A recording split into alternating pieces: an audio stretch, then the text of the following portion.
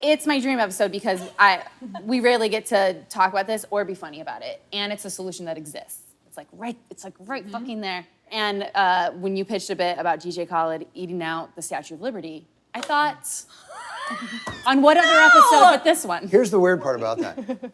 Khaled said, yes, we're having trouble with the Statue of Liberty. Can you blame her? Statue of Liberty's people have been, so how much are we gonna see? She's got her cement gown, so you can't see. Yeah, she's got a gown over it. Yes, yeah. yes. We just, No anything problem. we could do to get him eating pussy would be Well, great. yeah, famously, he's anti. So how can we make these men who are sort of anti-women be pro the Violence Against Women Act? So that's why I thought, maybe he could write a book called Just Because I Don't Eat Pussy Doesn't Mean I Don't Support VAWA. Violence Against Women Act. See, I thought you said Wawa, which is a convenience store in the Northeast That's that common. sells And hoagies. also, like, the Violence Against Women Act being called VAWA, come on. Don't fuck us like that. Yeah. You know what I mean? It is a weird verbal tick to put into the violence. Oh, yeah, it's like what a network sitcom would use in place of the word pussy. They'd be like, Poonie, Poonani, VAWA. When I say VAWA, I feel like I have water in my mouth. You had a funny, you had a weird story about your dad and a gun. Oh yeah, so my dad is a gun guy. He likes guns. And he takes me to the shooting range sometimes as an adult to make sure I can shoot a gun. And my fingers are too weak to get the trigger, and I'm always like trying to do it and trying to bring another finger in, and I guess that's you're not supposed to do that because then they get like stuck in the gun.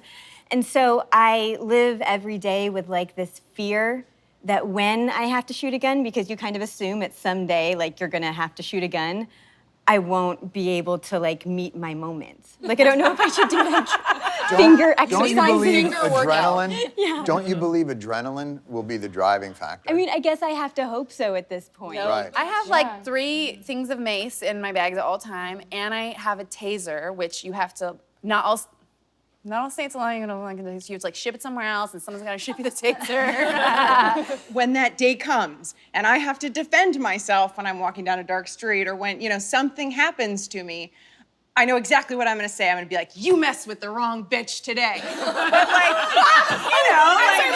You're gonna get them with words. this is something I've gone over in my head a lot of times. And I'm like, But that's the problem. You make the plan, even if you had a gun, but then when something happens, the whole plan, you can't plan for it. It all comes Okay, out but the window. I have a great plan. It's like, yeah, and you're like, I love it. I'm into it. Wait. Bite the dick off. John, I've considered that. This looks like it might work. Yes. I mean, I think the really interesting thing for me with this episode is that there are actually like solutions in some ways to this problem, right? Yeah, It's not just absolutely. hopeless. Because like, I Yeah. mean, I don't know though, but like in the time as we're like getting ready to sit down here, there was like another shooting. Like there's a school on lockdown like right now. Like this problem seems, Oh my God. yeah, like what the fuck? Like I didn't even have it on alert. Susan's like, do you have like it on alert? And it like, just do you came have across. a Google alert for school shootings right now? Yeah, and it's so pervasive, Yeah. and it feels so hopeless to talk about guns. But this is actually an area where it feels like there's some solution. Yeah, it's really interesting because gun violence feels like such a huge, daunting topic, right? And like at the end of the day, we have lost the war on guns. You can't put the genie back in the bottle. What I really liked about domestic violence and guns is that the solutions feel very clear and very attainable. And a lot of the researchers that we're talking to in the domestic violence and firearms space have the same outlook. They're hopeful because it exists, we just need to do it. Can I step in a big pile of shit here in order to be educated? Shit all over it. Is the problem here that those responsible for legislating and enforcement are male? And those that they are... Okay, I gotta go. I gotta go. You know what? I'm terribly sorry. I'm late for the obvious convention. And I have to go. It is like, it's being involved in a situation where you're ignorant of so much, so the things that you say that are like epiphanies to you guys are like, I knew it when I was 5. But it is crazy too because even in law enforcement, Right. the stats of domestic abuse are high within it. I think the highest that we saw was that 40% of officers surveyed at one point had some history of domestic violence in the past year. 40%. But this was like in the late 90s, it was a small subset of people. But so all this to say, it seems like if small studies showed that it would be the kind of thing we would want to study on a larger level. But Those have been reliable Somehow data those just aren't happening. doesn't seem to exist at the moment. John, do you want to guess why maybe they're not studying it? Is it because they're Jews? I'm just trying to figure this out. But it's interesting too because it affects them. It affects them on the other end too because 23% of police firearm deaths happen on domestic violence calls. They're at risk from this It's one of as the well. most dangerous things they can respond to. If you don't want to care about domestic violence and taking down the patriarchy, you don't want to knit a pink hat with us, like fine.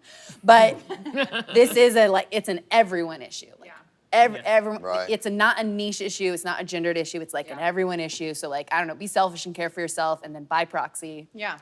take down the patriarchy. Yes! I got a tote bag that said, "Don't touch me," and I was like, "That's hilarious," and also like, "Don't touch," right? I wore it. I literally took that bag out. I got it brand new, and I was like, I'm gonna take this to the movies, and I was to give the sign to like everyone can fuck off. Literally, the guy was like, "So you don't like to be touched, huh?" And I was like, it's a conversation God. piece. It's a conversation piece. Threw the bag away. The bag lasted 3 hours. Oh But man. you can't be anywhere in public without that happening, even without the tote. The tote just like, it was weird that the tote made it worse. Totally. Exactly. But even like if I'm standing in a public place and I'm not looking at my phone, I swear some man will approach me and be like, "What are you thinking about?" You look like you're thinking really hard. I mean, truly. And Alexa's like, about eating dicks. Waiting your dick off. Kris. I feel like this is the show.